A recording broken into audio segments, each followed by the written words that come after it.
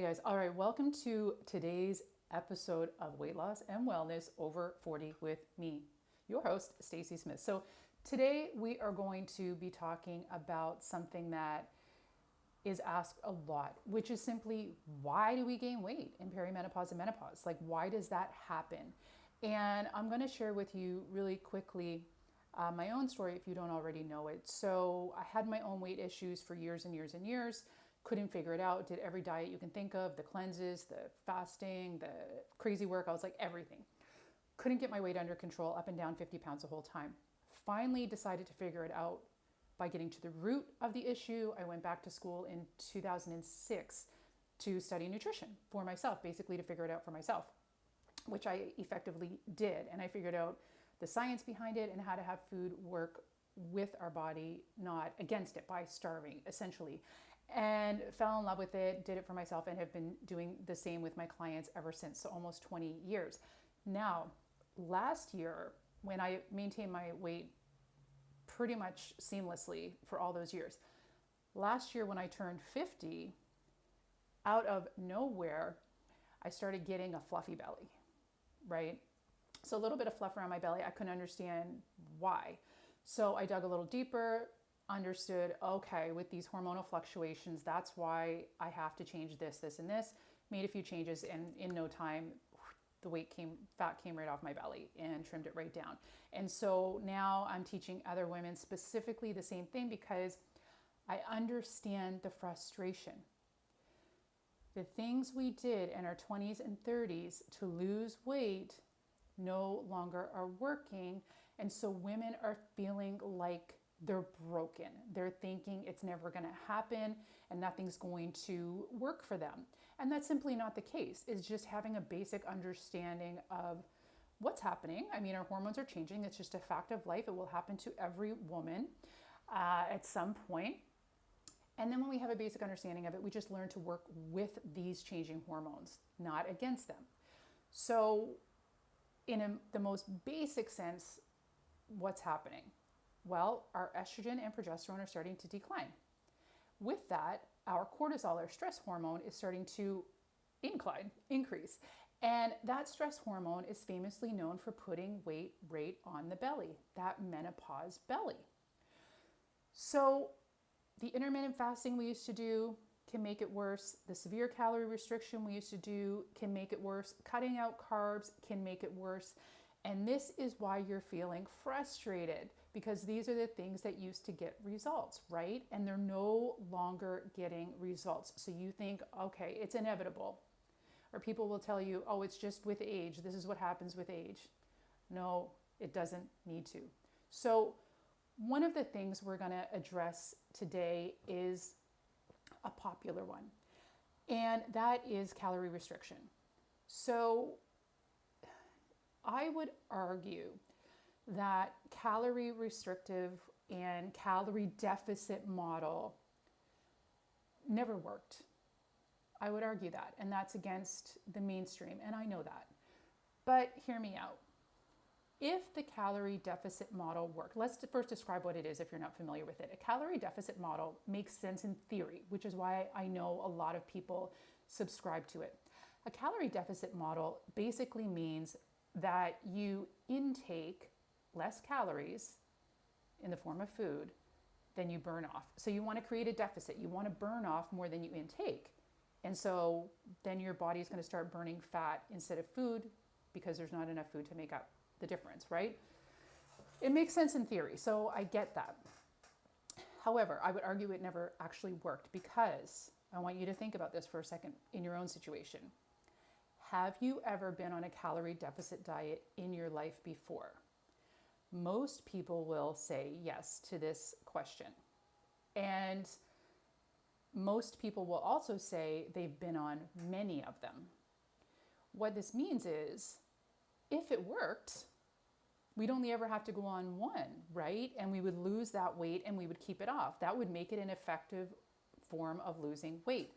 However, 95 or more % of people that lose weight in a calorie deficit model gain the weight right back, and oftentimes even more so. So I would argue strongly that this form of dieting doesn't work at all. One thing that is not taken into account in a calorie deficit model is the quality of the food, but the reaction it has on your body. So if we looked at just a simple calorie deficit model of weight loss, let's say 1,500 calories a day. So if you eat 1,500 calories a day of whatever, and you eat 1,500 calories a day over here, some foods are going to signal properly to, excuse me, for example, your hunger hormones. So some foods will signal to your hunger hormones that you've had plenty to eat and you feel satiated, and they are great for your digestion and they give you lots of energy and you go about your day. Other foods will tell your body that you're still hungry even after you've eaten. Like, have you ever had a meal and you know logically, like you're like, I've had enough. Like, that was a pretty decent sized meal. I've had enough to eat. But then you're still hungry afterwards and you can't understand why. Well, it's the reactions those foods are having in your body. The foods that you ate, no matter the freaking calorie count, did not signal properly to your hunger hormones, namely leptin, which is a lovely hormone. It didn't signal properly to your body that you're satiated, that your body's had enough, and that you can move on with your day. And so we're left looking for more food. We're left feeling hungry. And now we're left dealing with willpower as a way to lose weight, because we're like, logically, we're like, I know I've had enough to eat. I filled my calories for the day. And so now you got to white knuckle it with willpower to get to your next meal so you can lose that weight. And by the way, willpower is a finite resource. We only have so much of it every day. And then women feel bad about themselves because they're like, oh my God, I can't stick to a diet. I have no willpower. Well, of course you don't. That's normal. We only have so much every day. It's strongest in the morning and it wears out by the end of the day. So that might be why you find yourself doing so good all day.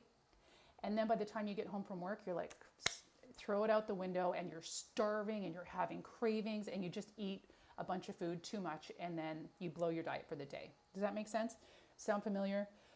So instead, what we want to be looking at, instead of the calorie count of food, we want to be looking at what type of reaction is this food going to have on my body? Is it going to signal that I've had enough to eat? I'm going to feel satisfied and it's going to keep me going into my next meal? That's the type of thing we want to be looking for.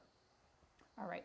So now that we've given a basic understanding of the calorie deficit model and why it doesn't work for long-term results, it's a cycle. If you have lost weight on it, which we've established you probably have, you've probably regained it and then had to go on another one at another time. So this makes a calorie deficit model a cycle, not a long-term solution. And I have never met a woman in my life that enjoys dieting and wants to keep going on repeated diets and gaining the weight back and going on another diet.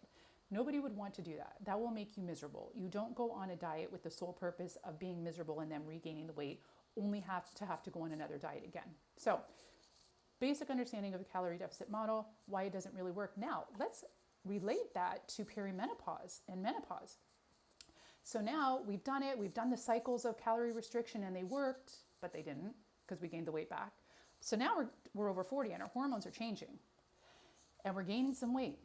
So we go to the true, tried and tested, right, which is the calorie deficit model. So we start dropping our calories lower and lower. We're like, you know what? It worked for me in the past. It's going to work for me now. Here's where the frustration comes in. It's not having the same effect. And here's why. One of the reasons why, because there's a few. But one of the main reasons why is because, as we discussed, our estrogen and progesterone are decreasing. Our cortisol, stress hormone, is increasing. This means our body's less resilient to stress.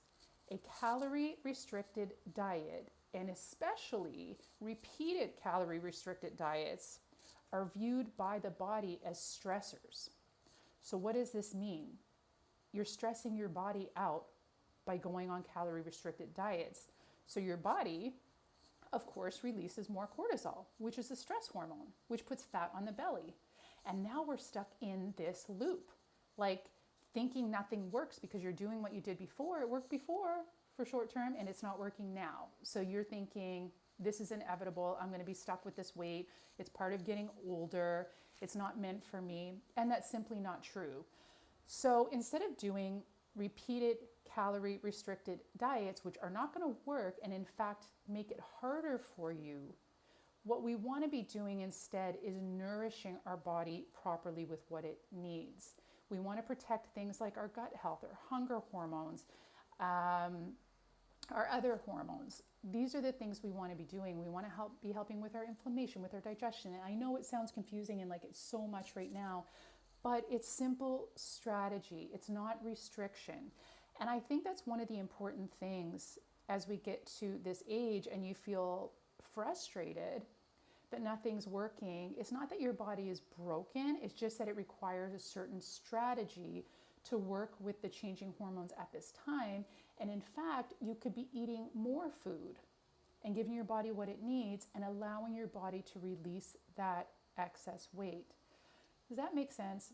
Because I think it's important that, women over 40, you want to live in a body that you love. And we have enough to deal with, right? You don't want to have to be dealing with the frustration of nothing in your closet fitting you, the frustration of your changing body, because we are getting older. I'm 51, and as I said, it happened to me at 50, and I was at my ideal weight for years. And I am a nutritionist, and I didn't change anything, and suddenly my belly was getting fluffy. I'm like, what the heck is happening?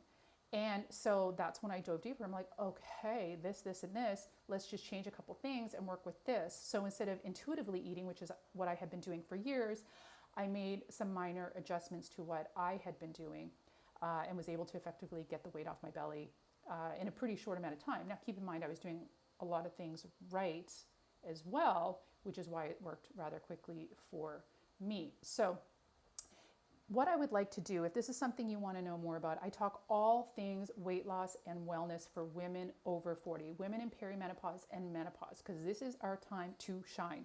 So this content is for you. What I would like you to do, comment below or reach out to me. Let me know, what do you want to know more about? Because I will do my best to make content on that for you. This channel is for you. So comment below what you want to hear more about, and I will do my best to make that content for you. Additionally, please check out my bio. I always have free resources in my bio for you to help you effectively lose weight, feel your best in perimenopause and menopause, to live in a body you love. I hope you find that helpful. See you next time. Bye.